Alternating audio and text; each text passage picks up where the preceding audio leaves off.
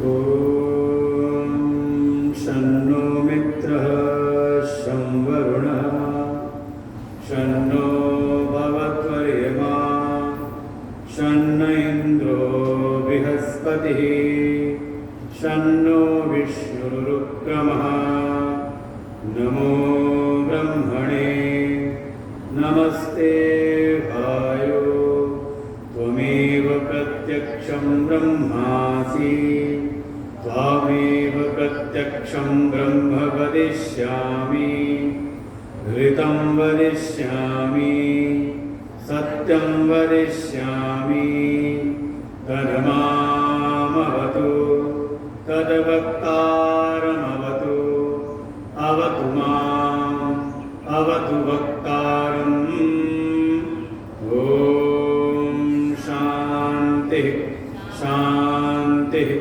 शान्तिः ॐ सहनाववतु सहनो भुनक्तु सह वीर्यं करवावहै तेजस्विनावधीतमस्तु मा विद्विषावहै ॐ शान्तिः शान्तिः शान्तिः ॐ यश्छन्दसामऋषभो विश्वरूप छन्दोभ्योऽध्यमितात् सम्बभूव समेन्द्रो मेधया स्पृणोतु अमृतस्य देवधारणो भूयासं शरीरं मे विचर्षणं जिह्वा मे मधुमत्तमा कर्णाभ्यां भूरिविश्रुवं ब्रह्मणः कोशोऽसि मेधया पीतः श्रुतं मे गोपाय ॐ शान्तिः शान्तिः शान्तिः ॐ अहं वृक्षस्वरेरिव कीर्तिपृष्ठं गिरेरिव ऊर्ध्वपवित्रो वाजिनीव स्वमितमस्मि द्रविणपुंसवर्चसं सुमेधा अमृतोक्षितः इति शङ्कोर्वेदानुवचनम् ॐ शान्तिः शान्तिः शान्तिः ॐ पूर्णमदः पूर्णमिदं पूर्णात् पूर्णमुदच्यते पूर्णस्य पूर्णमादाय पूर्णमेवावशिष्यते ॐ शान्तिः शान्तिः शान्तिः ॐ आप्यायन्तु ममाङ्गानि वाक्प्राणचक्षुश्रोत्रमथो बलमिन्द्रियाणि च सर्वाणि सर्वं ब्रह्मोपनिषदं माहं ब्रह्म निराकुर्याम् मा ब्रह्म निराकरोत् अनिराकरणमस्तु निराकरणं मे अस्तु तदात्मनिरतेय उपनिषत्सु धर्माः ते मयि सन्तो ॐ शान्तिः शान्तिः शान्तिः ॐ मां मे मनसि प्रतिष्ठिता मनो मे वाचि प्रतिष्ठितम् आविर्मयेति वेदस्य माणीस्थ श्रुतं मे मा प्रहासीरनेनाधीते नाहोरात्रान् सन्दधाम्यर्कं वदिष्यामि सत्यं वदिष्यामि तन्मामवतु तद्वक्तारमवतु अवतु माम् अवतु वक्तारम् अवतु वक्तारम् ॐ शान्तिः शान्तिः शान्तिः ॐ भद्रं नो अपि वातय मनः ॐ शान्तिः शान्तिः शांति शांति। ओम भद्रं कर्णेभिः शृणुयाम देवाः भद्रं पश्येमाक्षभिर्यजत्राः स्थिरैरङ्गैस्तुष्टुवागुंसस्तनूभिः व्यशेम देवहितं जगायो। स्वस्ति न इन्द्रो वृद्धश्रवाः स्वस्ति नः पूषा विश्ववेदाः स्वस्ति नस्तार्क्ष्यो अरिष्टनेमिः स्वस्ति नो बृहस्पतिर्दधातु।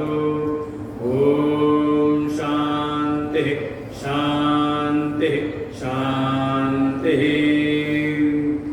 ॐ यो ब्रह्माणं विदधाति पूर्वं यो वै वेदांश्च प्रहिणोति तस्मै तमहदेवम् आत्मबुद्धिप्रकाशं मुमुक्षुर्वै शरणमहं प्रपद्ये। ॐ शान्तिः शान्तिः शान्तिः। ॐ नमो ब्रह्मादिभ्यो ब्रह्मविद्यासम्प्रदायकर्तृभ्यो वंशऋषिभ्यो महद्भ्यो नमो गुरुभ्यः। सर्वोप्लवरहित प्रज्ञानघन प्रत्यगर्थो ब्रह्मैवाहमस्मि ब्रह्मैवाहमस्मि। नारायणं पद्मभवं वसिष्ठं शक्तिं तत्पुत्रपराशरं च व्यासं शुकं गौडपदं महान्तं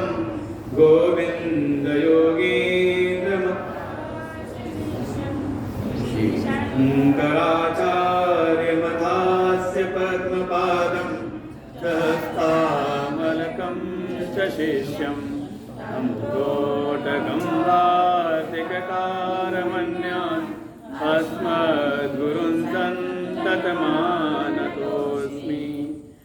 शङ्करं शङ्कराचार्यं केशवं बादरायणं सूत्रभाष्य कृतौ वन्दे भगवन्तौ पुनः पुनः। ईश्वरो गुरुरात्मेति मूर्तिभेदविभागिने व्योमवद्व्याप्तदेहाय दक्षिणामूर्तये नमः। सदाशिवसमारम्भां शङ्कराचार्यमध्यमाम् अस्मदाचार्यपर्यन्तां वन्दे गुरुपरम्पराम्। श्रुतिस्मृतिपुराणानाम् आलयं करुणालयं नमामि भगवत्पादं शङ्करं लोकशङ्करम्। सर्ववेदान्तसिद्धान्त गोचरं तमगोचरं गोविन्दं परमानन्दं सद्गुरुं प्रणतोऽस्म्यहम्।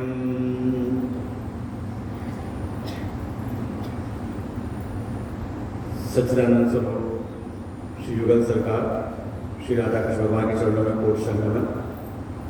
परमात्मा के अभिन्न स्वरूप प्रातः स्मरणीय सिद्धदेव भगवान के चरणों में कोट संगमन। समुपस्थित समस्त आत्मस्वरूप भगवत भक्त श्रद्धा भक्ति स्वरूपी मातृशक्ति आद्य गुरु भगवान शंकराचार्य जी के द्वारा रचित विवेक चूड़ामणि,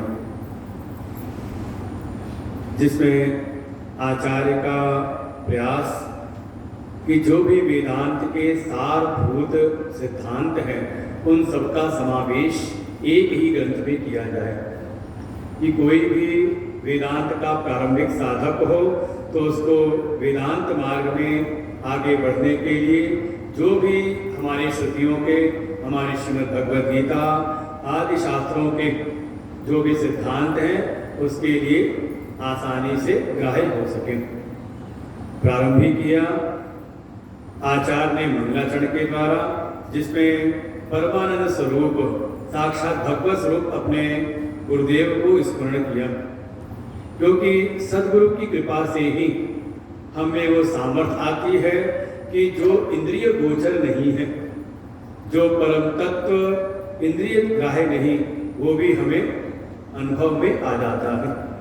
ऐसे सद्गुरु को नमन वंदन करते हुए थोड़ा हमारा उत्साह वर्धन करने के लिए प्रारंभ में ही हमें कुछ दुर्लभ वस्तुओं के बारे में बताया, जिससे कि हम उस कड़ी में अपने आप को देखें कि हम किस स्तर पर हैं, और जिस स्तर पर भी हम पहुँचे हों तो मान लें कि हाँ, हमारे जन्म जन्मांतर की जो साधना है, जन्म जन्मांतर के जो पुण्य हैं, उनके ही परिणाम स्वरूप आज हम आगे बढ़े हुए हैं, और निरंतर इसी उत्साह के साथ हम उस चीज में आगे बढ़े।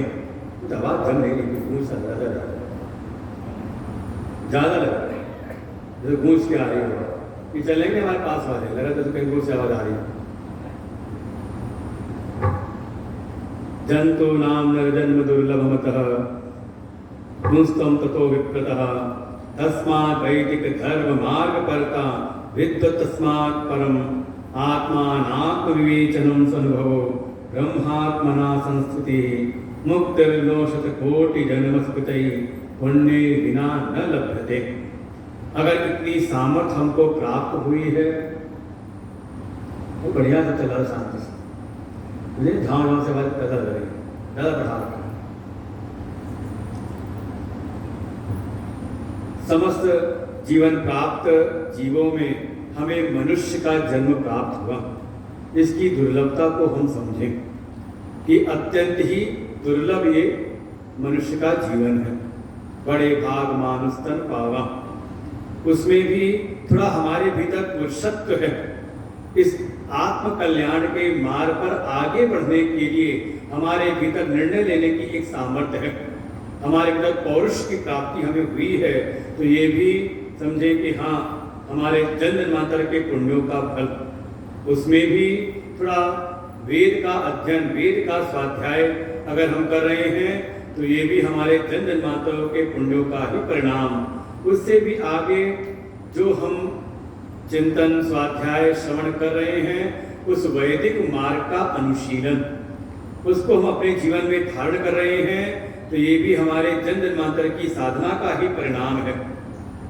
शास्त्रों का ज्ञान हमारे भीतर, उसमें भी आत्मा और अनात्मा का विचार, क्या नित्य है, क्या अनित्य है, क्या सत है, क्या असत है, जड़ चेतन का विचार, उसी क्रम में आत्मा और अनात्मा का विचार। अगर इसमें हमारी रुचि है, इसमें हमारा प्रवेश है, ये बातें अगर हमें अच्छी लगती हैं तो समझें कि हमारे जन्म जन्मांतर के ही पुण्यों का ये प्रभाव है। और उसमें भी धीरे धीरे जो अभी हमारे आचार्य, हमारे शास्त्रों का जो अनुभव है, वही अनुभूति हमारी हो जाए। देखो, अभी तो ऐसा है कि आचार्य के प्रभाव से हम सुनते हैं, तो उनके प्रभाव से सुनते हुए हमें लगता है कि हाँ, सब समझ में आ रहा है, लेकिन यहाँ से जाते ही लगता है कि सब कुछ भी याद रहता है, विस्मृत हो जाता है। लेकिन वही चीज अगर अपना अनुभव बन जाए, शास्त्र की जो बात है, शास्त्र के जो सिद्धांत हैं, और जो आचार्य का वचन है, गुरु का जो वचन है, वही साधना करते करते, अभ्यास करते करते एक समय अपना अनुभव बन जाए, तो स्व अनुभवों का फिर वो जल्दी फिर भूलता नहीं। और अनुभव भी कैसा? ब्रह्मात्मना संस्थिति, ब्रह्म और आत्मा के एकत्व का बोध। जो मेरा शुद्ध चैतन्य है, आत्म स्वरूप है, और जो सारे जगत के जो अधिष्ठान है ब्रह्म, ये ब्रह्म और आत्मा दो नहीं बल्कि एक ही है। और समझे, यही बात आप शाम को अगर भागवत सुन रहे हैं तो भागवत में भी यही पर आना है। सर्व वेदांत सारम यत् ब्रह्मात्मैकत्व लक्षणम वस्तु अद्वितीयम तन्निष्ठम कैवल्यैक प्रयोजनम। ये भागवत जी का श्लोक है।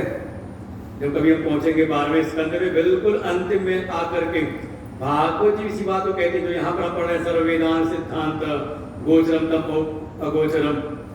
भागवत जी भी अंतिम निष्कर्ष यही निकालती हैं कि जो सभी वेदांत का सार है। क्या सार है? तो ब्रह्म आत्मा एकत्व लक्षणम, ब्रह्म और आत्मा के एकत्व का अनुभव, जिसको भी वो अनुभव हो जाए तो एकत्व में स्थित हो जाता है, कैवल्य पद की वो प्राप्ति कर लेता है।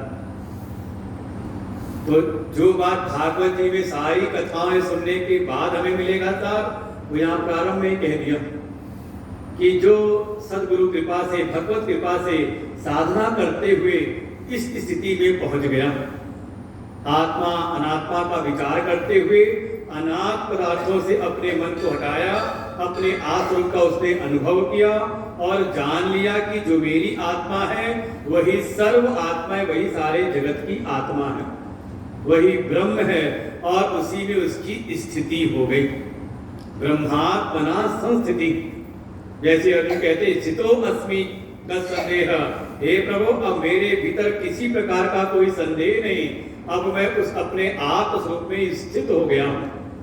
तो कोई जानकारी हो जाना, ज्ञान होना, भौतिक ज्ञान हो जाना एक अलग चीज है, लेकिन उसका अपने भीतर अनुभव हो जाए कि फिर हमारा उस अनुभव से कभी भी डावाडोलपन ना हो भीतर, ऐसी स्थिति हो जाए तो इसी का नाम है मुक्ति।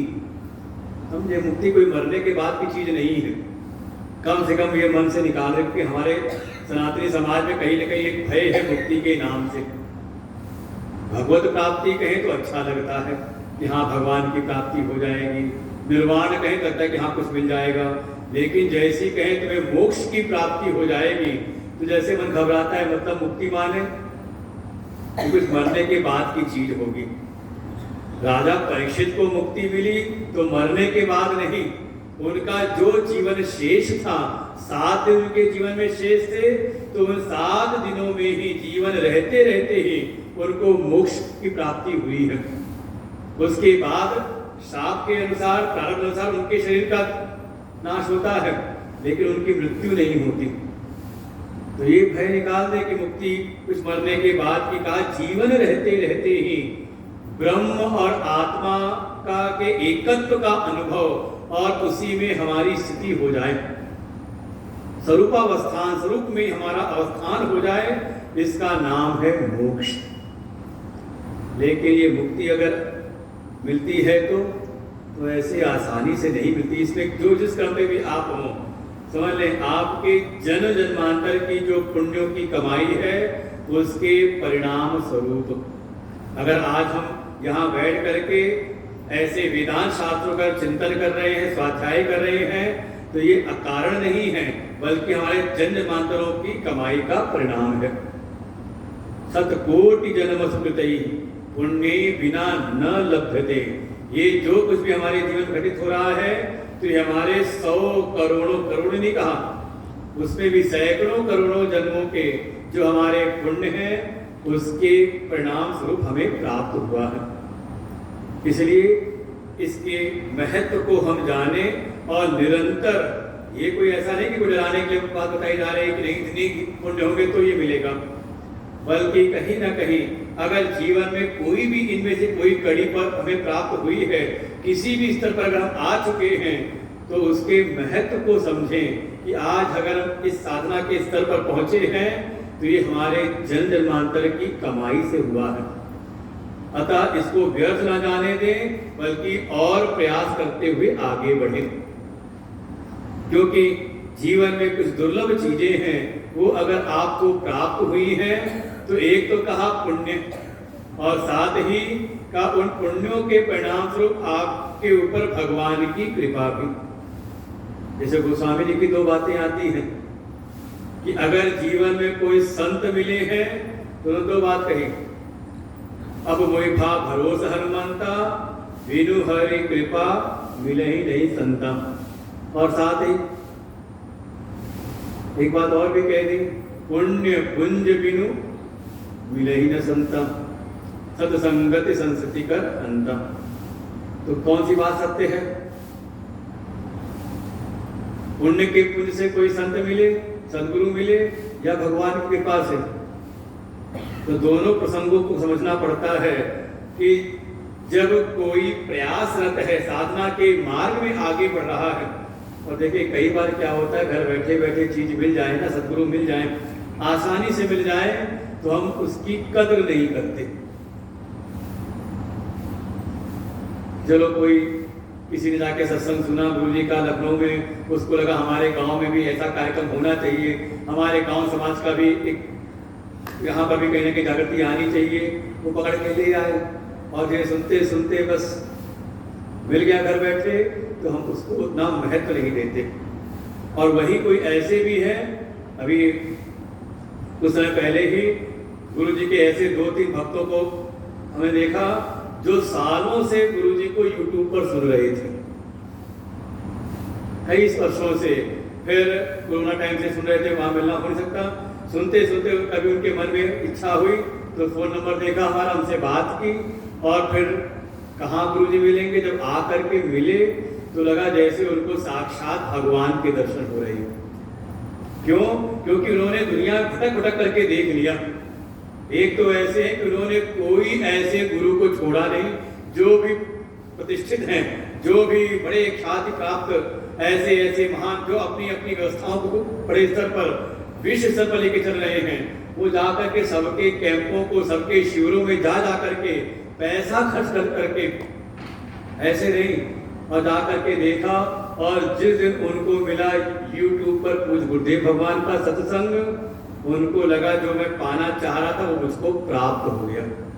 उसके बाद बताते हैं कि फिर हमने कहीं किसी को झुकी हो झांक करके देखा नहीं, सब किनारे केवल पूज्य गुरुदेव के ही, और फिर आके उनसे दीक्षा ली और उनके साथ लगे हुए हैं। तो क्या है, जो स्वयं प्रयास कर रहे हैं, तो करते करते जो उनके पुण्य की पूंजी एकत्र हुई, उससे उनको सदगुरु की प्राप्ति हो गई। और कोई ऐसा है कि प्रयास नहीं कर रहा है, घर बैठे, कोई इच्छा थी नहीं कि मुक्ति मुक्ति क्या होती है, उपनिषद क्या होते हैं, गीता क्या होती है। लेकिन एक दिन ऐसा हुआ कि हमारे गांव समाज में, हमारे कस्बे में एक आवाज सुनाई दी कि हाँ, आज से इस स्थान पर एक कोई स्वामी जी आएंगे और वो गीता का प्रवचन करेंगे, वो उपनिषद पर व्याख्यान देंगे, वो रामचरितमानस की तात्विक विवेचना करेंगे। और हम वहां पर पहुंच गए। तो कैसे हुआ? हम कोई प्रयास नहीं करते, हमें तो इच्छा भी नहीं थी भीतर, वो चाहत भी नहीं थी। लेकिन जब एक दिन बैठे बैठे अपने घर परिवार समाज में बैठे बैठे मिला तो समझ ले कि ये हम पर भगवान की कृपा है। अब मोहि था, इसलिए विभीषण कहीं गए नहीं, ठीक है, लगे थे पूजा पाठ में, लेकिन जब घर बैठे बैठे लंका में, जहां कोई संभावना थी नहीं कि कोई संत आ जाए, क्योंकि वहां के रक्षक बड़े विकट थे, वो लंका किसी ताक में थी, कोई महात्मा आए और खा जाऊंगा। लेकिन उस ऐसी लंका में भी अगर कोई भगवान का भक्त, कोई संत का मिलन हो रहा है, तो पक्की बात है कि भगवान की हम पर बड़ी विशेष कृपा है। तो अगर भगवान की कृपा है तो भी उसको व्यर्थ ना जाने दे। 3 चीजें आचार्य कहते हैं, अगर ये हमें प्राप्त हो रही हुई है तो समझे इस पर कि भगवान की विशेष कृपा से हमको ये प्राप्त हुई है।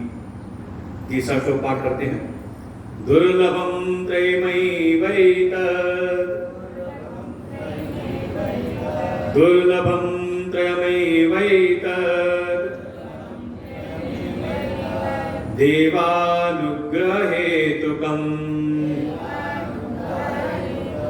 मनुष्यत्वं मुमुक्षुत्वं,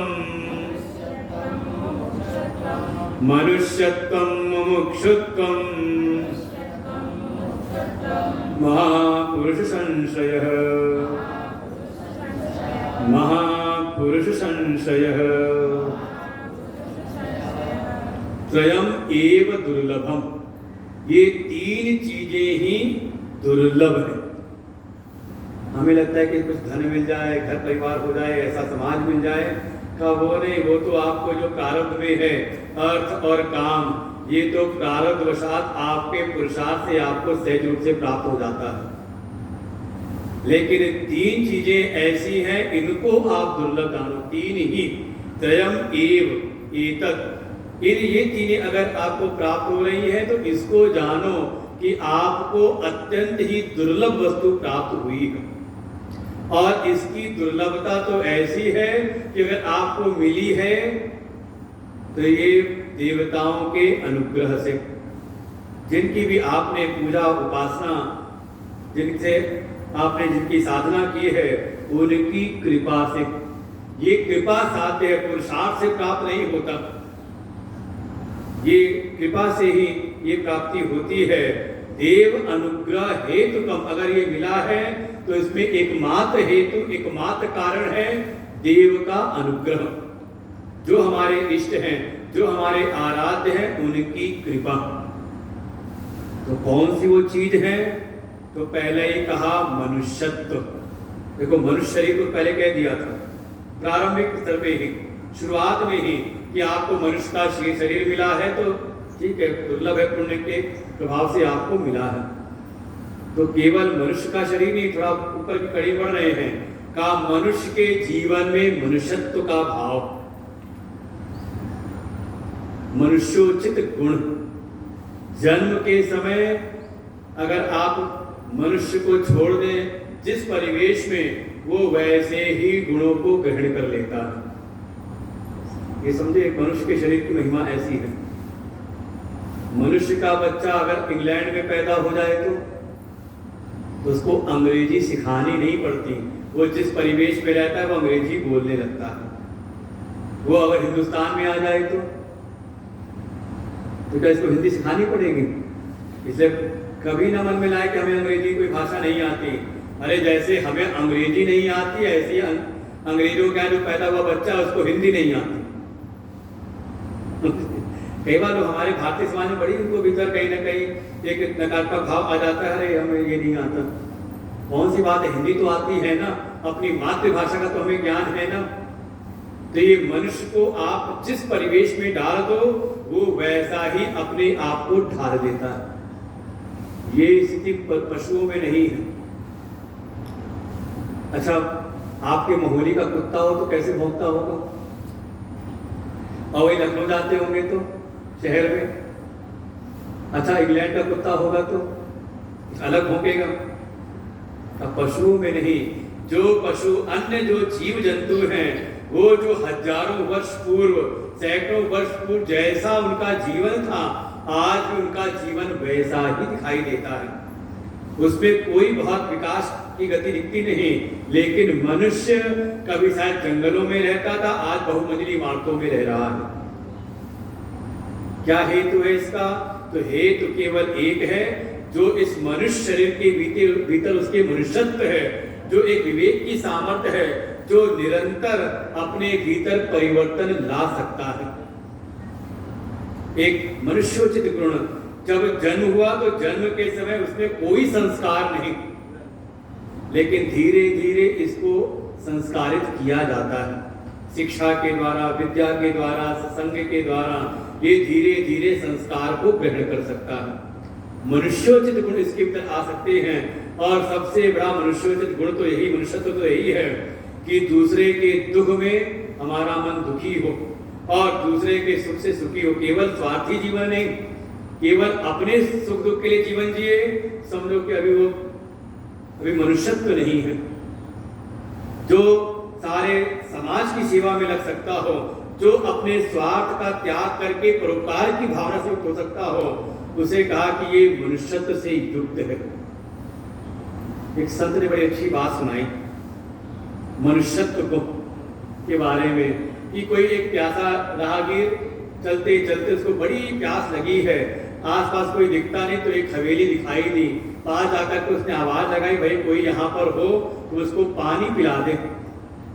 जब आवाज लगाई तो ऊपर छत पर से, बालकनी से कोई सज्जन, कोई जो थे ऊपर से झाँका उन्होंने कहा कि तुम बैठो, अभी एक आदमी आने वाले हैं, आएंगे और पानी पिला देंगे। बड़े धैर्य से बैठा रहा। बैठे बैठे कुछ समय और बीता, वो व्याकुलता से फिर उसने कहा, भाई कोई आदमी हो तो पानी पिला दे।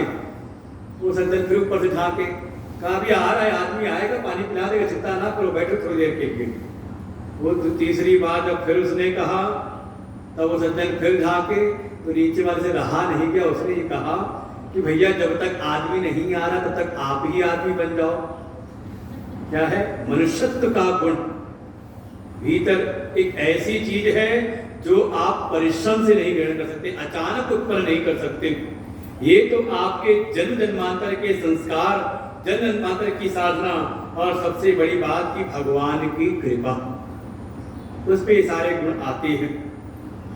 तो पहले ही कहा मनुष्यत्व, और जब भीतर हमारा अंतःकरण चित्त संस्कारित होता है, मनुष्योचित गुण भीतर आते हैं, मन की निर्मलता उत्पन्न होती है, तो ऐसे ही निर्मल मन में दूसरी कृपा आती है, उसको कहा मोक्षत्व, मोक्ष प्राप्ति की इच्छा, कि हमें भी इस जीवन में मोक्ष प्राप्त हो, क्योंकि ये मनुष्य का जीवन मिला हुआ है मुक्ति के लिए। साधन धाम मोक्ष कर द्वारा, ये भावना भी सब में उत्पन्न नहीं होती। अच्छा, जब तक गुरुदेव से नहीं मिले तो इसके पहले कोई भावना नहीं हो कि हाँ मुक्ति पानी है, मोक्ष की प्राप्ति करनी है, मोक्ष होता है क्या, यही ना पता रहा। लेकिन गुरुदेव की कृपा, उनका सत्संग मिला, तो परिणाम स्वरूप हमारे भीतर भी मुमुक्षुत्व जागृत हुआ। ठीक है, जो ये हमें जिस परिवेश में, जिस जीवन में हम जी रहे हैं, धर्म की सिद्धि हो, अर्थ काम की सिद्धि हो, देखो अर्थ ना हो, भोग की सामग्री ना हो, तो जीवन में बहुत आनंद रहता नहीं, बहुत सुख नहीं रहता। नहीं दरिद्र सम दुख जग माही, अगर जीवन में दरिद्रता है, अभाव है, तो वास्तव में उसके कारण दुख मिलता ही मिलता है। लेकिन इन सब की पूर्ति के साथ साथ थोड़ा हमें ज्ञान मिले, वो सद्ज्ञान मिले, जिससे हमें मुक्ति हमारी प्रशस्त हो जाए, मोक्ष की प्राप्ति हो जाए। तो ये मोक्षा भी अगर हमारे भीतर जागृत हुई है, ये सब में नहीं होती। ये जो विशेष कृपा पात्र हैं, ये देव कृपा से, चाहे वो परमात्मा रूप में हो, चाहे सद्गुरु रूप में हो, उनकी कृपा से ही भीतर मोक्ष के प्रति हमारी इच्छा दृढ़ हो जाती है। ये दूसरा कृपा कहीं मुमुक्षुत्व।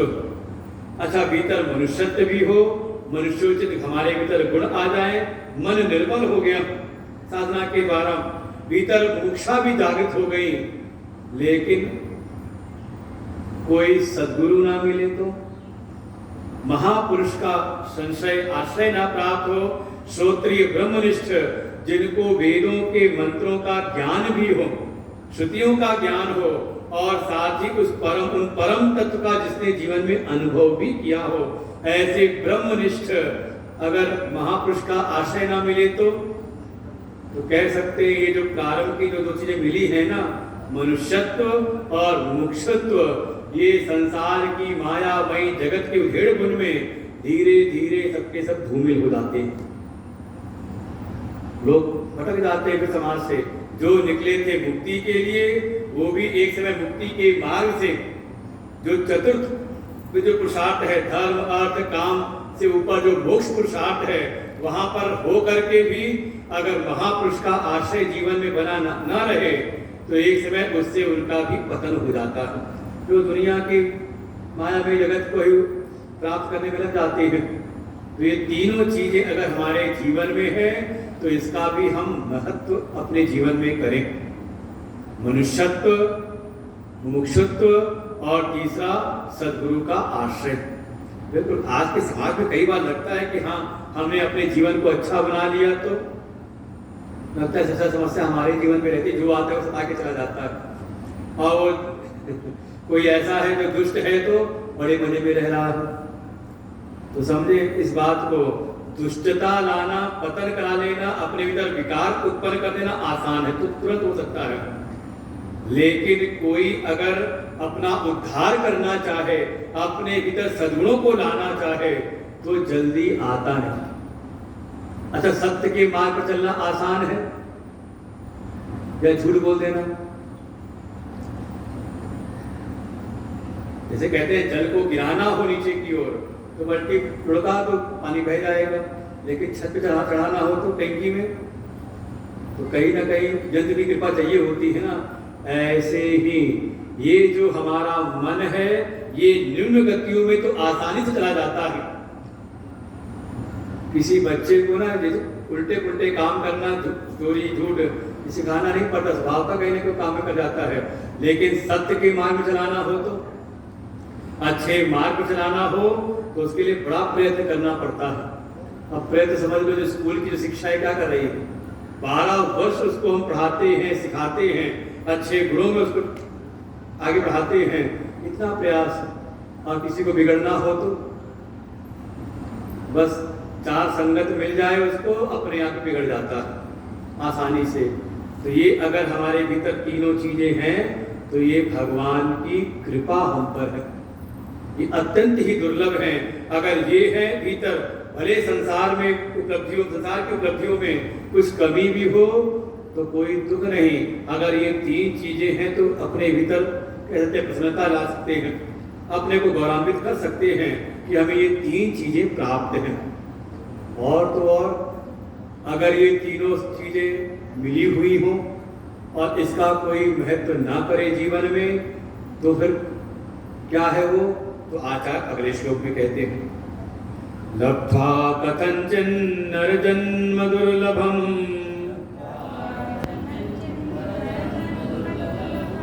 तत्रापि पुंस्त्वं श्रुतिपारदर्शनम्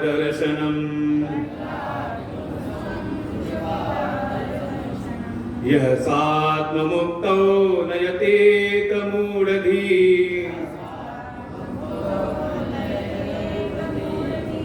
स ह्यात्मः संविनिहन्त सद्ग्रहात् लब्ध्वा कथंचिन्नरजन्म दुर्लभम् तत्रापि पुंस्त्वं श्रुतिपारदर्शनम् यः सात्ममुक्तो नयतेत मूढधीः स ह्यात्मः संविनिहन्त सद्ग्रहात्। आप समझ लें, भागवत और रामचरितमानस का ये सार है। ऐसे बहुत सारे आपको श्लोक मिले, दिखाई देंगे यहाँ पर, जिसका आप देखेंगे कभी रामचरितमानस से अनुवाद कर दिया हो। जैसे ये श्लोक है, आचार्य कहते हैं कथनचित, कहीं पर किसी प्रकार से नरजन्म दुर्लभम लब्ध्वा, कहीं किसी को ये दुर्लभ मनुष्य का जन्म मिल गया, और तत्रापि पुंस्त्वम, उसमें भी मनुष्य जन्म के भीतर एक पौरुष भी प्राप्त हुआ है, भीतर एक धीरता है, धैर्य का भाव है कि हाँ जो चाहे सो कर सकते हैं, अपने निर्णय लेने का एक स्वातंत्र भी प्राप्त हुआ उसको। साथ ही श्रुतिपार दर्शनम, संतों की कृपा से उसको थोड़ा श्रुतियों का भी ज्ञान मिला, थोड़ा उसने भी सत्संग सुना, थोड़ा स्वाध्याय किया, चिंतन किया उसने। लेकिन इतना करने के बाद भी, इतना सत्संग, इतना स्वाध्याय, शास्त्रों का चिंतन करने के बाद भी कोई अगर ऐसा है जो यह स्वात्म मुक्तो न यतीत, ले इतना सब कुछ करने के बाद मनुष्य का जीवन जो अत्यंत दुर्लभ है वो भी प्राप्त हुआ, मनुष्य जन्म में उसको पौरुष भी प्राप्त हुआ। पौरुष का मतलब कल भी कहा था, स्त्री पुरुष नहीं, बल्कि शरीर चाहे कोई भी हो उसमें एक सामर्थ्य है, एक धैर्य है, धैर्य की सामर्थ्य, लगे रहने की सामर्थ्य, निर्णय लेने की सामर्थ्य। ज्यादा स्त्री शरीर को भावना प्रधान ज्यादा कहा जाता है, भावना तो ज्यादा होती है, और पुरुषों में कहीं न कहीं विवेक प्रधानता मानी जाती है। तो जहां कर्म की बात हो तो वहां शरीर प्रधानता है, लेकिन जब आ गई जहां पर ज्ञान की बात, तो ज्ञान के मार्ग में वास्तव में शरीर का उतना महत्व नहीं है जितना महत्व है अंतःकरण का, बुद्धि के स्तर का, मन की दृढ़ता का ज्यादा महत्व है। अर्थात यहाँ पर जो भी योग्यताएं या जो भी अधिकारित्व की बात है वो आंतरिक है, शरीर की बात नहीं। अगर कोई हो दाढ़ी मूछ वाला और उसके भीतर भी अगर निर्णय लेने की सामर्थ्य ना हो तो कह सकते हैं बाहर से भले वो पुरुष शरीर है लेकिन स्त्री के अनुसार उसके गुण है भीतर। और कोई ऐसे है कि वो स्त्री के शरीर में लेकिन निर्णय ऐसा ले ऐसी उसके अंदर सामर्थ्य हो कि सारा अंग्रेज सल्तनत उससे डरी रहे। कोई ऐसी महान वीरांगना हो रानी लक्ष्मीबाई, तो क्या कह सकते हैं कि भले स्त्री शरीर में है लेकिन उसके भीतर भी पुरुषत्व जागृत है, पुरुषत्व उसका जागृत है और दिखाई देता है समाज में अच्छे प्रकार से। तो यहाँ शरीर की कोई बात नहीं, जहाँ कहा पुरुषत्व तो भीतर वो धैर्य, वो ऐसी सामर्थ्य जो अपने द्वारा निर्णय ले और अपने श्रेष्ठ निर्णयों पर जो टिकी रहे, ऐसी सामर्थ्य। और ऐसी सामर्थ्य से के साथ साथ थोड़ा शास्त्रों का ज्ञान, तो सत्संग सुना, बड़े अच्छे श्रोता हैं, जहाँ कहीं सत्संग, जहाँ कहीं कथा होती है सब जगह जाते हैं। लेकिन सत्संग श्रवण प्रवचन आदि के द्वारा जो भीतर मुक्ति के प्रति प्रेरणा उत्पन्न होनी चाहिए, क्या हम भी मोक्ष के मार्ग पर आगे बढ़े, वो प्रेरणा उसको न प्राप्त हो।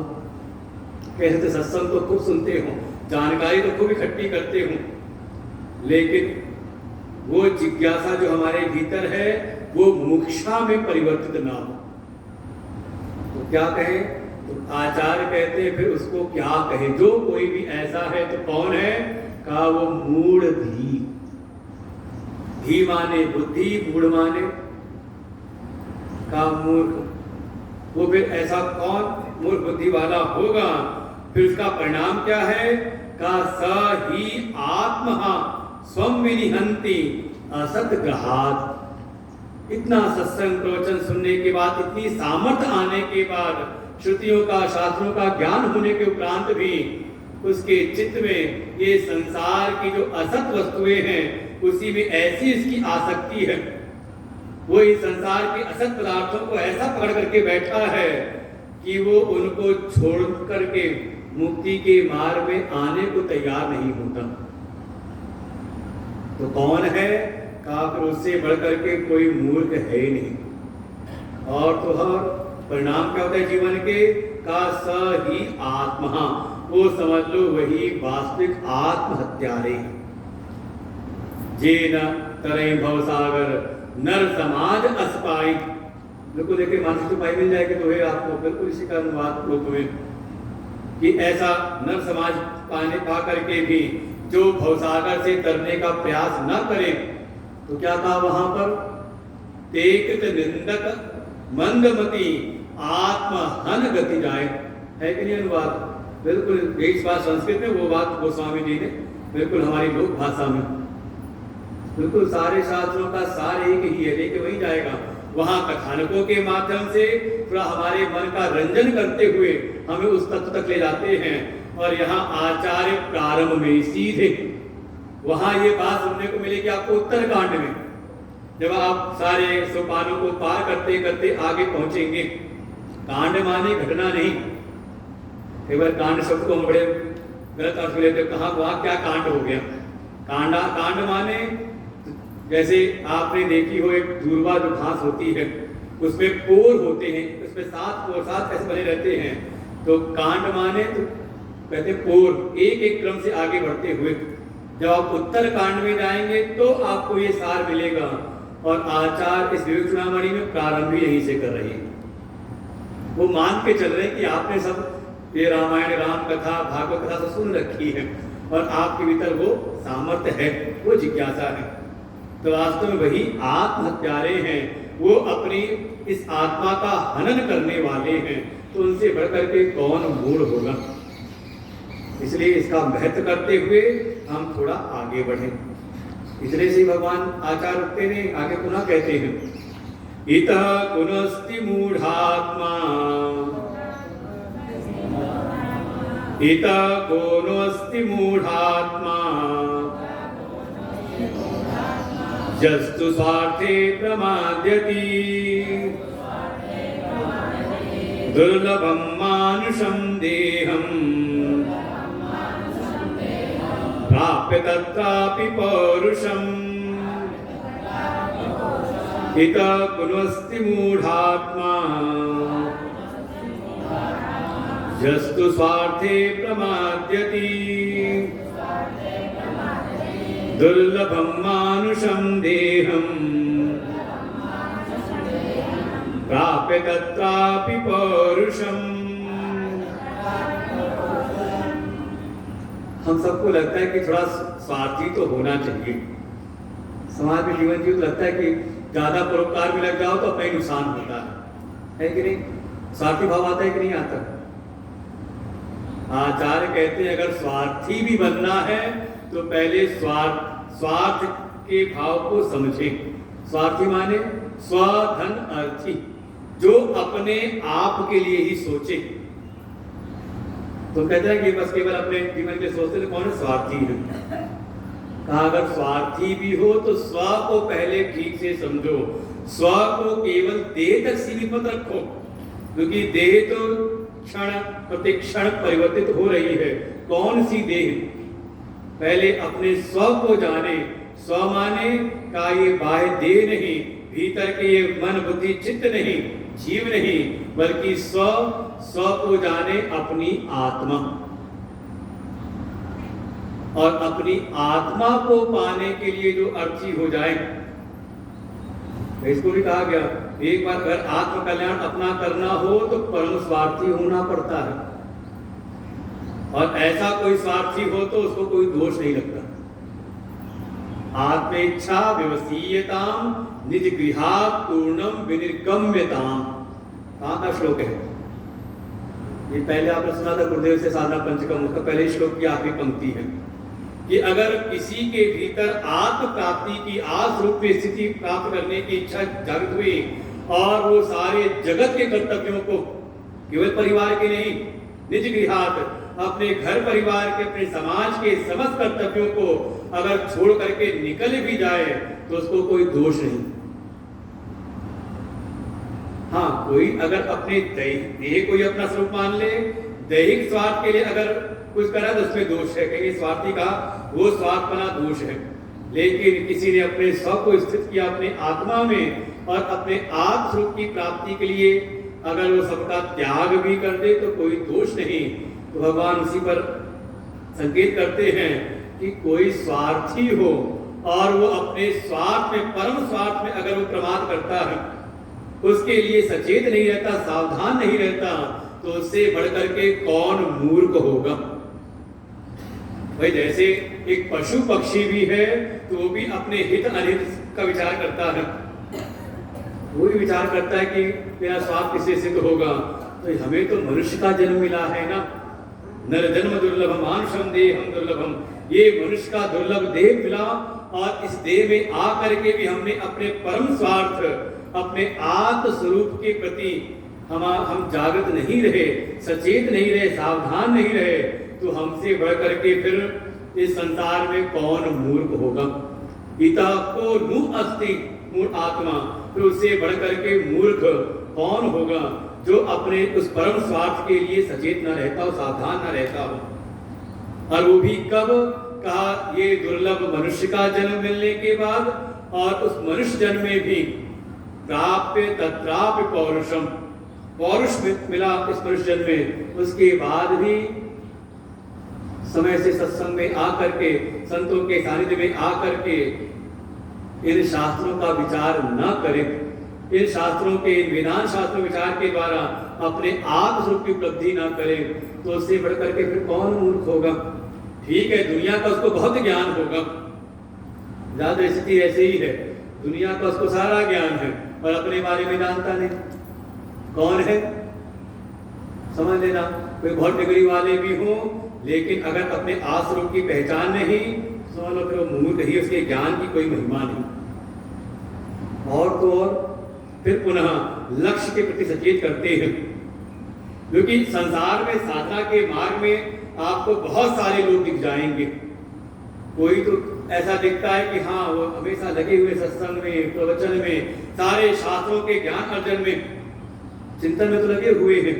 कोई यज्ञ में लगा हुआ है, कोई तीर्थ यात्रा कर रहा है, कोई कर्म के बड़े बड़े अनुष्ठान कर रहा है, लेकिन सारे साधनों का जो परम साध्य है उसकी ओर उसकी दृष्टि है नहीं, किसी न किसी एक साधन में ही अटका पड़ा हुआ है। तो क्या है? आगे बताते हैं। वदन्तु शास्त्राणि यजन्तु देवान् कुर्वन्तु कर्माणि भजन्तु देवता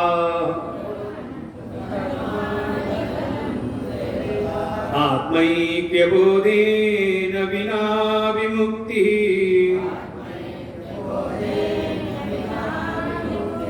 न सिद्ध्यति ब्रह्मशतान्तरेऽपि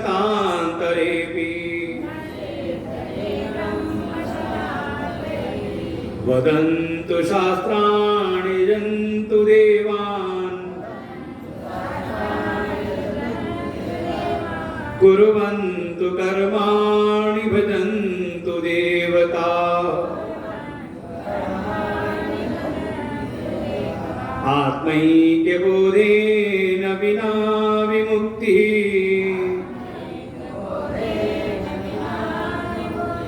न सिद्ध्यति ब्रह्मशतान्तरेऽपि।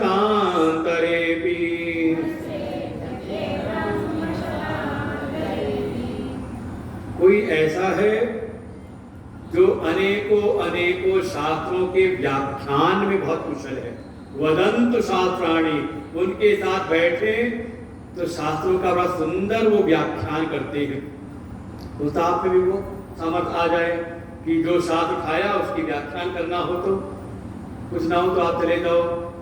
जो दर्शन शास्त्र के जो प्रोफेसर लोग हैं हमारे विश्वविद्यालयों में, जो श्रुति उठाते हैं, जो कुछ उठाते हैं उसकी सुंदर व्याख्यान करते हैं। पढ़ा रहे हैं विश्वविद्यालयों में, क्या पढ़ा रहे हैं? होता है वेदांत दर्शन पढ़ा रहे हूँ, होता है उपनिषद पढ़ा रहे हूँ, हो सकता है गीता पढ़ा रहे हूँ। तो उन्हें व्याख्यान की कुशलता है, शास्त्र के व्याख्यान में बड़े कुशल हैं। या शास्त्र को पढ़ने में रुचि उनकी बहुत है। बहुत सारे ऐसे होते हैं रिटायर होने के बाद, बड़े प्रशासनिक पदों से रिटायर हुए तो उनका एक सहज एक उनकी रुचि हो जाती है अपनी गीता उपनिषद ऐसे शास्त्रों के वो पढ़ने में बड़ी रुचि दिखाते हैं। क्या कर रहे हैं? हम गीता पढ़ते हैं। तो हो सकता है कोई हो जो शास्त्र के वाचन में लगा हुआ हो। यजन्तु देवान, कुछ ऐसे हैं जिनका नित्य बिल्कुल कार्य है कि रोज सबसे पहले देवताओं का यजन करते हैं। स्वाहा स्वाहा लगे हुए निरंतर यज्ञ के कार्य में, यजन के, देवताओं के यजन के कार्य में। कोई ऐसे हैं कुर्वन्तु कर्माणि, बड़े बड़े कर्म के अनुष्ठान करते हैं।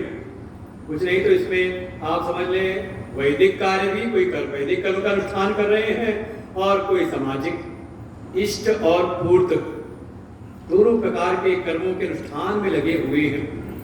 बिल्कुल डूबे हुए उसमें, सुबह से लेकर शाम तक किसी न किसी बड़े कर्म के अनुष्ठान में लगे हुए हैं। भजन्तु देवता, कुछ ऐसे हैं जो भजन में लगे हुए हैं। बिल्कुल नियम है, सुबह शाम भगवान के दर्शन करने हैं तो करने ही है, मंदिर जाना है तो जाना है, कीर्तन करना है तो करना है, भगवान की सेवा करनी है तो करनी है। भजन्तु से देवता सब कुछ करने में लगे रहते हैं। लेकिन इन सब साधनों का जो परिपाक है कि थोड़ा हमारा मन इन संसार के विषयों से हटे, मन शुद्ध हो और शुद्ध मन के द्वारा, निर्मल मन के द्वारा हम तत्व का ज्ञान प्राप्त करें। जीवस्व तत्व जिज्ञासा, और उस जिज्ञासा से युक्त होकर के सद्गुरु कृपा से जो परम तत्व है, जो अद्वैत ज्ञान है, वदन्ति तत्विदस्तत्वं यद ज्ञानम अद्वयम।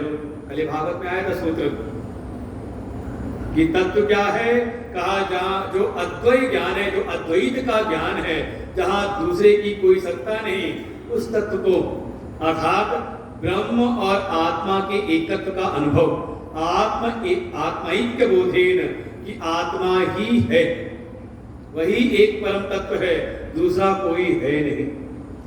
ऐसा बोध नहीं मिला, हमको नहीं प्राप्त किया तो बिना इस आत्मज्ञान के, आत्मैक्य बोध के बिना का जीवन में मुक्ति संभव नहीं। ये भव सागर के ये जो चक्र है, पुनरपि जननम पुनरपि मरणम का, इस भव चक्र से छुटकारा संभव है न सिद्ध्यति, नहीं सिद्ध हो सकता। किसी ने कहा पूरा जीवन लगा देंगे इसी कार्य में,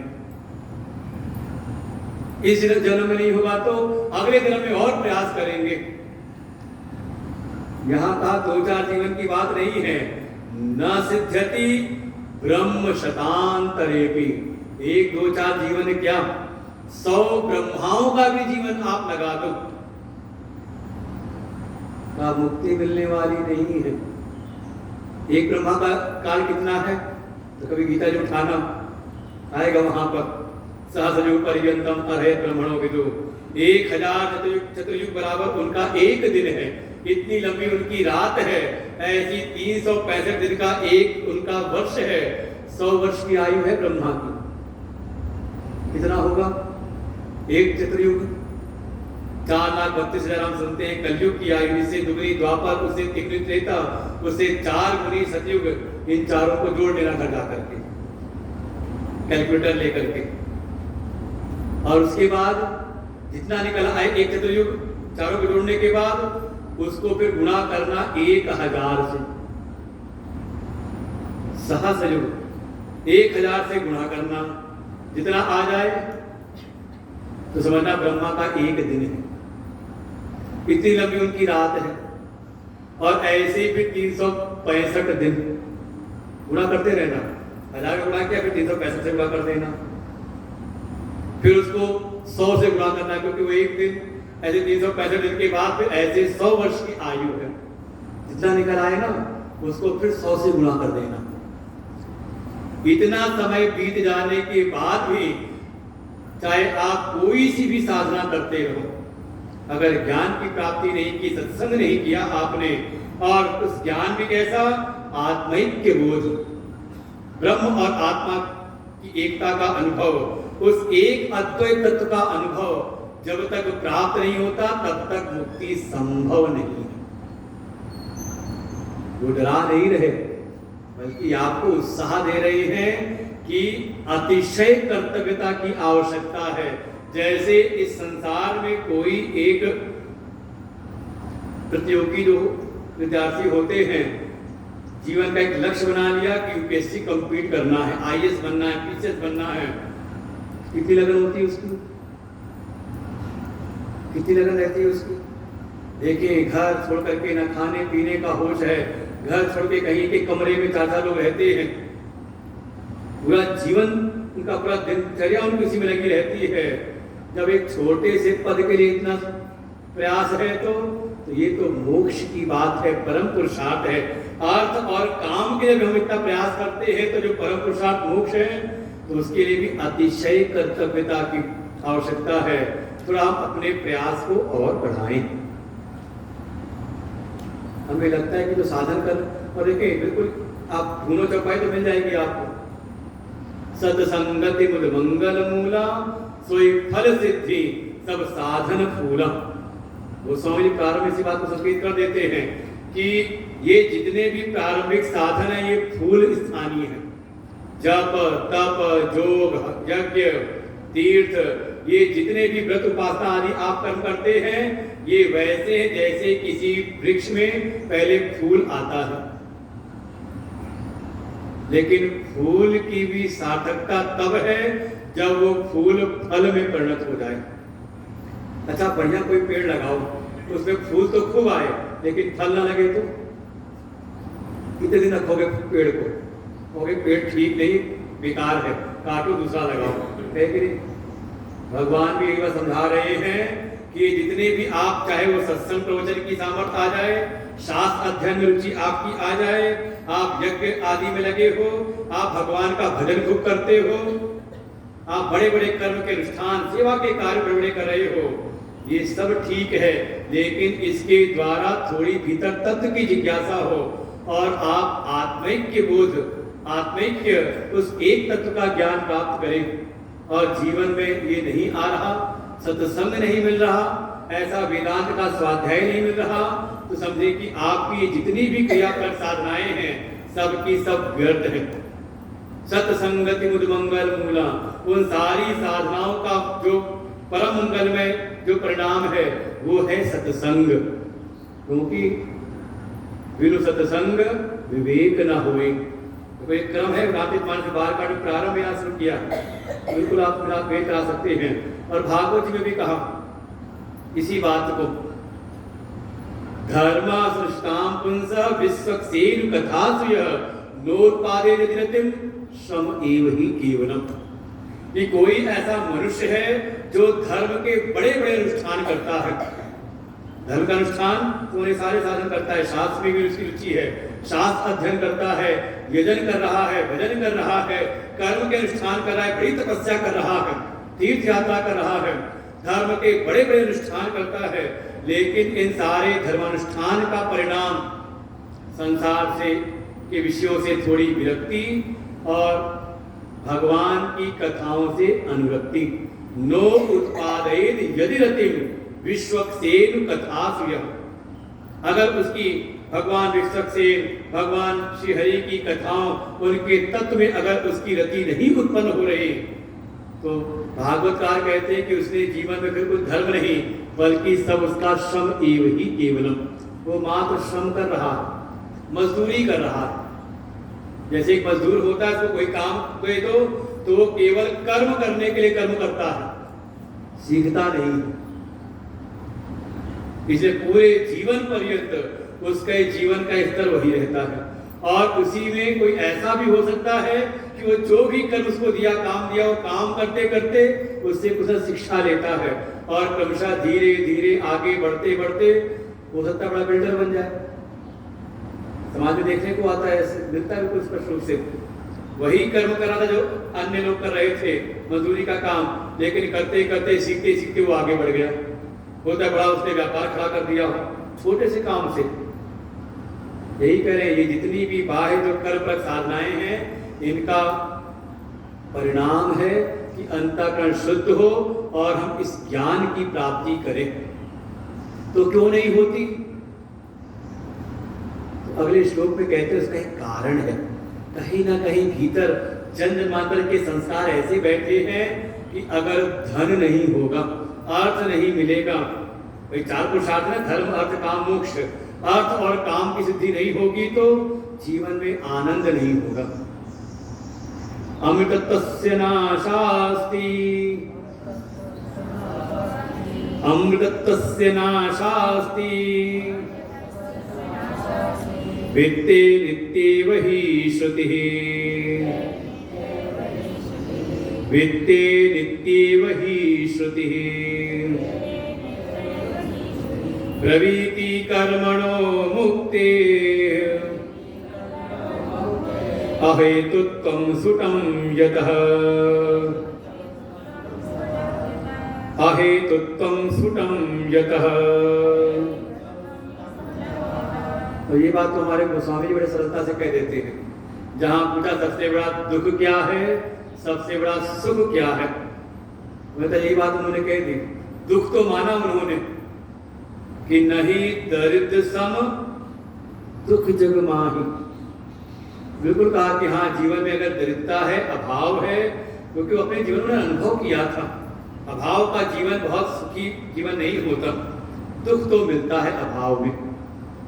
जब पूछा फिर सुख क्या है, तो ये नहीं कहा कि धनाढ्य हो जाना तो बड़ा सुख है, कहीं नहीं। कहीं कह देते थे ना, जब दुख का विलोम किया सुख, तो दरिद्रता का विलोम कर देते संपन्नता। गोस्वामी कहते ये कोई पक्का निर्णय नहीं है।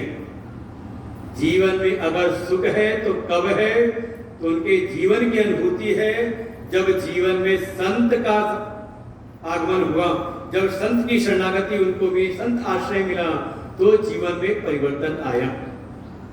वही बात समझाना चाह रहे हैं आचार्य भी यहाँ पर, कि ये जो कहीं ना कहीं एक आशा लगा करके हम बैठे रहते हैं कि हमें वित्त मिल जाएगा, धन मिल जाएगा। तो कोई पहली ऐसा है, आपने उपनिषद की कक्षा सुनी होगी, कुछ गुरुदेव भगवान उन्होंने कहा होगा कि सन्यास क्या है, सन्यासी ही उपनिषद का अधिकारी है।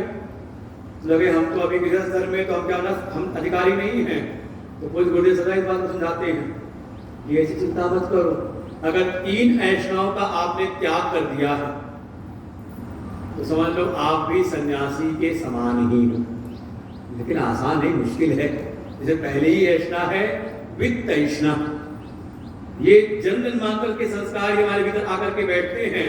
छोटे से बच्चे को भी अगर रुपया मिल जाए ना तो बड़ा खुश हो जाता है। कोई चीज उसने पकड़ रखी हो, आप खाओ नहीं छोड़ता है, आप रुपया पकड़ा दो तो रुपया वो पकड़ लेता है। और कितनी बार तो ऐसा है कि उसको उस कागज की कीमत भी नहीं पता। गिनती सीखी है तो गिनता 1 और 2, कितने पैसे हैं, कितने रुपए हैं, 5 रुपए हैं।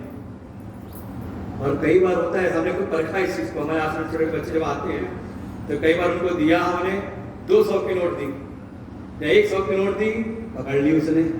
बाद में हमने उसको 5 गिन करके 10 की नोटें दी, हमने कहा ये ले बदल लेता है।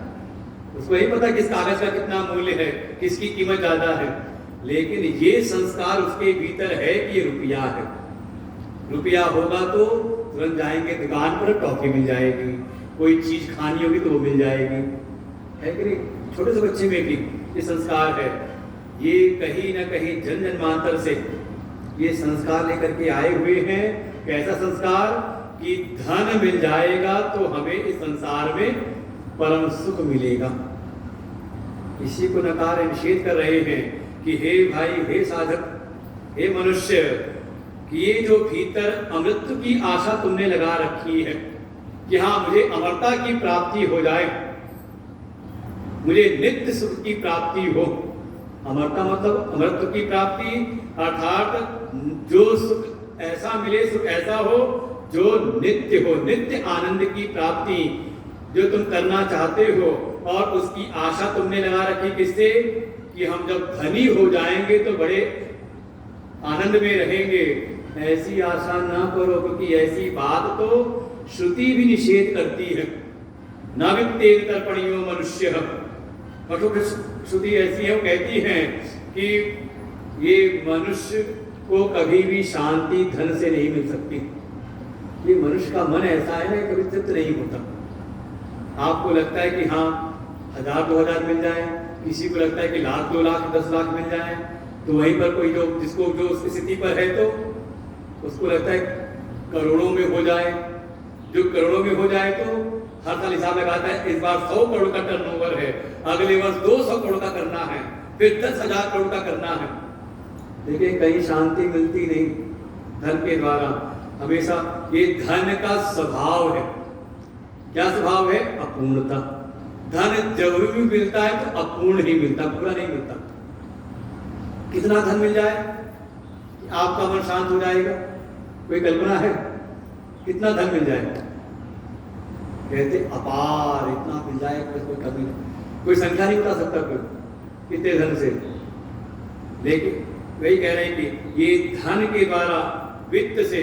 और ये मनुष्य का सर तो ऐसा है, कथा सुनाई कि एक समय भगवान नारायण लक्ष्मीपति ने ऐसा प्रण किया कि मैं इसको दान पुण्य बढ़ाऊं अपना, और वो उठा के लक्ष्मी का दान करने लगे। जो संसाधन से सब पहुंचने लगे, सारे देवता पहुंचे कि भगवान नारायण कुछ दान पुण्य कर रहे हैं, चलो हम भी कुछ ले आए उनसे। वो कैलाश में भोले बाबा को भी खबर मिली, उनके मन में चलो मैं भी चलता हूँ। जब चलने लगे तो देवर्षि नारद मिले, कहाँ जा रहे हो? कहा वो लक्ष्मीपति मेरे प्रभु नारायण कुछ दान कर रहे हैं, सुना कुछ मैं भी ले आऊं। नारद ने कहा खाली हाथ जरा लोगे, किसमें कोई पात्र नहीं, थोड़ा लेके जाओ, किसमें लोगे? उन्होंने कहा हाँ ठीक है। तुरंत शमशान से कोई गए, शमशान में कोई मनुष्य की खोपड़ी उठाई, यही ले लेता हूँ। लेकिन अच्छा लग नहीं रहा, वही देखे कहीं वो भड़क ना जाए तो उसको कपड़े से रख दिया और ले करके पंक्ति में खड़े रहे। जब नंबर आया तो अपना पात्र रख दिया। वो भगवान लक्ष्मीपति, भगवान विष्णु उसे भरते जा रहे हैं, लेकिन जितना डालें उसमें वो भरता ही जाए, वही ना भरे, वो बिल्कुल फिर समा जाए, सब उसमें समा जाए। बाद में थक के पूछा ऐसा कौन सा पात्र लाए हो? ये भर ही नहीं रहा, इतनी सारी मैं ऐसा धन सामग्री डाल दी इसमें, ये भरेगा कब? है क्या ये? कौन सा ऐसा पात्र है? जब कपड़ा हटाया तो देखा ये मनुष्य की खोपड़ी है। भगवान नारायण ने कहा हे बोले बाबा, इसको तो मैं भी नहीं भर सकता, ये कभी संतुष्ट नहीं हो सकती। न वित्तेन तर्पणीयो मनुष्य, ये वित्त के द्वारा, धन के द्वारा, अर्थ के द्वारा, सांसारिक अर्थ के द्वारा का किसी को कहीं भी तृप्ति प्राप्त होती नहीं देखी गई।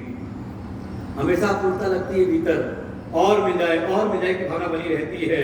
ऐसा ही स्पष्ट रूप से श्रुति कहती है, और यही सिद्धांत है कर्म के भी। ब्रवीति कर्मणो मुक्ते अहेतुत्वम स्फुटम यतम। ऐसे ही श्रुति कर्म के विषय में कहती है, स्पष्ट रूप से कहती है कि कर्म के द्वारा मुक्ति संभव नहीं है। ये कई बार सुना होगा, आगे इसको स्पष्ट करेंगे।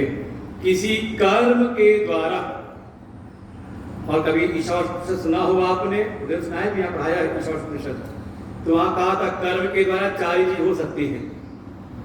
कोई चीज नहीं है तो आप उसको उत्पन्न कर सकते हो। भाई आप गए, खेती किया आपने, अन्न का उत्पादन कर दिया आपने, फैक्ट्री लगाई, वहां आपने उत्पादन कर दिया किसी वस्तु का, फिर उत्पन्न की हो किसी और ने, तो आप कर्म के द्वारा उसको प्राप्त कर सकते हैं, कर्म के द्वारा दूसरी चीज। फिर जो आप लेकर के आए हो उसको अभी आपके अनुकूल नहीं, जैसा आपने चाहा वैसा नहीं है, तो उसको अपने अनुकूल बना सकते हो, संस्कारित कर सकते हो। बाजार से लेके आए गेहूं, तो अब गेहूं नहीं खाएंगे, लेकिन उसको पिसवा करके आटा बनाया, उसकी रोटी बनाई, अपने अनुकूल कर लिया। ये कार्य आप कर्म से कर सकते हो। और काम निकल जाए तो, प्रयोजन सिद्ध हो जाए तो उसको आप नष्ट कर सकते हो। ये 4 चीजें कर्म के साधन से संभव है। उत्पाद्यम, प्राप्यम, संस्कार्यम और विनाश्यम, ये 4 चीजें हो सकती हैं। लेकिन जो अपना आत्म स्वरूप है, नित्य अमृत स्वरूप जो अपना आत्मा है, ये चारों कैटेगरी में नहीं आता। क्या आपकी आत्मा ऐसी है कि है नहीं, उत्पन्न करनी है? क्या सत्संग में जाएंगे तो वहां पर आत्मा को उत्पन्न करने की विधि सीखेंगे? सिखाया जाएगा ऐसा? नहीं, आत्मा तो उत्पन्न है लेकिन कहीं और रखी है, उसको ढूंढ के लाना है। बताएंगे कि कहाँ मिलती है आत्मा, ऐसी आत्मा है? नहीं, आत्मा तो है लेकिन धूमिल सी हो गई, उसको थोड़ा संस्कारित करना है अपने अनुकूल। या आज आत्मा को कैसे नष्ट करते हैं, आज ये विधा बताई जाएगी। वो आत्मा चारों कैटेगरी में नहीं आती, चारों वर्ग से रहित है। इसलिए वो जो अपना आत्म स्वरूप है, नित्य अपना जो स्वरूप है, अमृत स्वरूप है, उसकी आशा आप बाहर के किसी पदार्थ से ना करें, बाहर के किसी कर्म से उसकी अपेक्षा ना करें, कोई ऐसी आशा ना करें। उसकी प्राप्ति तो केवल और केवल ज्ञान से ही संभव है। इस बात को आचार्य समझाते हुए अब ज्ञान की वो उपलब्धि कैसे हो, तो उसके साधनों को आगे विचार करते हैं। तो हम लोग कल सुनेंगे। अभी आज 15 मिनट बचे हुए हैं आपके, तो बैठ के ध्यान के अभ्यास को हम सीखते हैं। तो ध्यान में सबसे पहले आसन है, अपना आसन सही करें, ऐसे बैठे कि किसी दूसरे के शरीर से हमारा शरीर स्पर्श ना हो। इसको बंद करो, इतनी दूरी के ना बैठे, जगह बना करके बैठे।